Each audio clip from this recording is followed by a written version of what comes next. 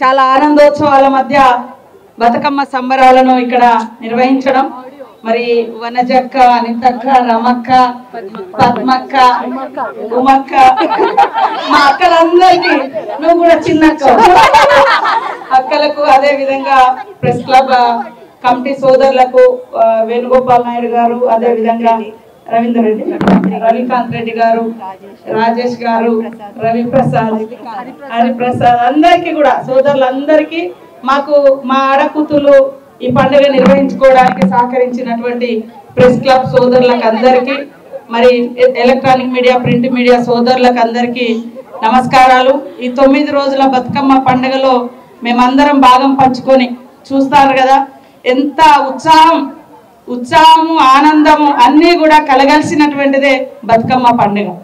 మనం చూస్తే ప్రపంచంలో మరి మన దగ్గరే ఉండడానికి కారణం ఒక భౌగోళికమైనటువంటి పరిస్థితులు, పరిసరాలు, జీవన విధానాల నుంచే మన పండుగలు, మన సంస్కృతి, మన ఆచారాలు, మన కట్టుబొట్టు అనేస్తుంది.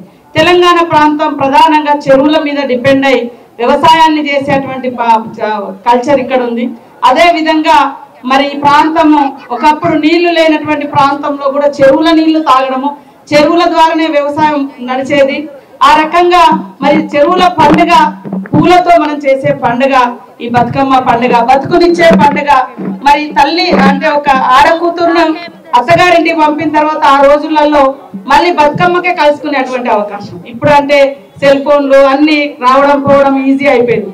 అప్పుడు ఆడకూతురు మరి అత్తగారింటి దగ్గర ఏం తిన్నదో తినలేదని గౌరమ్మను పెట్టి బతుకమ్మకు నైవేద్యం పెట్టి ఆ యొక్క నవధాన్యాలను అంటే నవ పదార్థాలు 9 రోజులు చేసేటువంటి పదార్థాలు కూడా బిడ్డలకు పెట్టుకొని వాళ్ళ కడుపు నింపి వాళ్ళని ఆరోగ్యంగా ఉంచేటువంటి బతుకమ్మ పండుగ కూడా. అదే కాకుండా ఇంతసేపు ఆటాడుతుంటే మరి మా బాడీ కూడా యాక్టివ్ అయిపోయింది. అంటే మనకు సైంటిఫికల్ గా కూడా చూస్తే ఈ పువ్వులలో ప్రతి ఒక్క గుణం ఉంటది, ఔషధ గుణం. చెరువులను శుద్ధి చేసుకుంటాం, అందులో గౌరమ్మ అంటే మరి మాంగళ్యం ఉండాలి అని పసుపు కుంకుమ వాడతాం.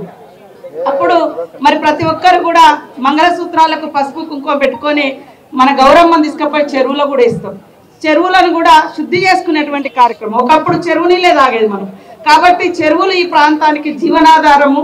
అదే విధంగా తీరొక్క పూలతోటి పూలను మరి పూజించి అనంతరం మనము చెరువులలో వేసి చెరువులను కూడా శుద్ధి చేసుకునేటువంటి కార్యక్రమం, చెరువులను కూడా పూజించుకునేటువంటి కార్యక్రమం.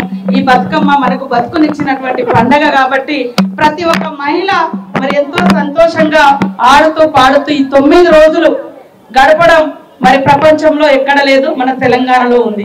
సో మనము ఈ పండుగను కాపాడుకుందాం, బతుకమ్మను భవిష్యత్ తరాలకు అందిద్దాం.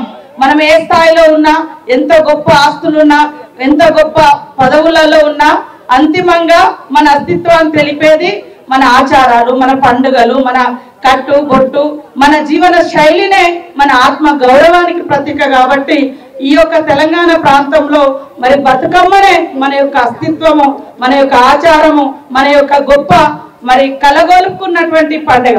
ముఖ్యంగా ఆడకూతుళ్ళు కూడా అత్తగారిళ్ళకి వెళ్ళిన తర్వాత అందరినీ కలిపేది చిన్ననాటి మిత్రులను కానీ మరి పెళ్లి అయిపోయినటువంటి వాళ్ళు మళ్ళీ పండుగకు వచ్చేది కానీ ఇదే బతుకమ్మ. కాబట్టి ఎన్నో రకాల గొప్పతనం ఈ బతుకమ్మ పండుగలో ఇమిడి ఉంది. కాబట్టి ప్రాంతాలకు అతీతంగా మంచి ప్రేమతోటి అందరం కూడా ఈ సంవత్సరం బతుకమ్మను ఘనంగా నిర్వహించుకుందాం.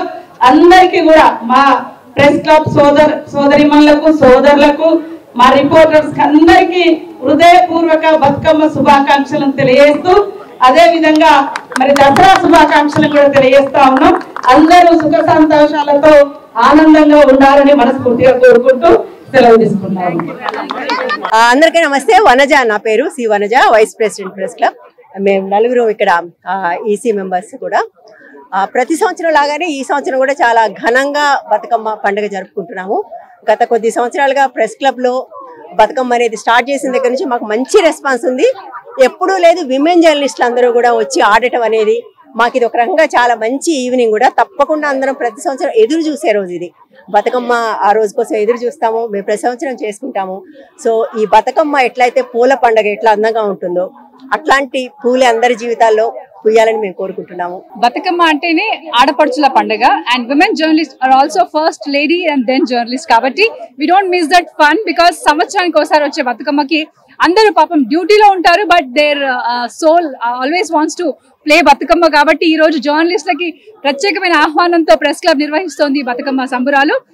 And ever since it started huge response. ఎంత పనులున్నా గానీ అదే ఉత్సాహంతో వచ్చి బతుకమ్మ ఆడతారు. సో ఆ పరంపరని మేము కొనసాగిస్తూ ఉన్నాం. ప్రకృతిలో ఉన్న పువ్వులన్నీ తెచ్చి ఆ ప్రకృతి రూపమైన గౌరమ్మని పూజించడమే ఈ బతుకమ్మ పండుగ. అయితే ఈ బతుకమ్మ పండుగ రోజు అంటే నిత్యం అందరం ఉమెన్ జర్నలిస్టులు అలసి సోల్సి ఉంటాము. ఈ బతుకమ్మ పండుగ కోసం అయితే సంవత్సరం మొత్తం అందరూ మహిళా జర్నలిస్టులు ఎదురు చూస్తారు. ఎప్పుడెప్పుడు బతుకమ్మ పండుగ వస్తుందా, ఇక్కడ ఒక్క చోట చేరి అందరం బతుకమ్మ ఆడుకుంటామా అని ఎదురు చూస్తుంటాము. ప్రకృతిని పూజించే పండుగ.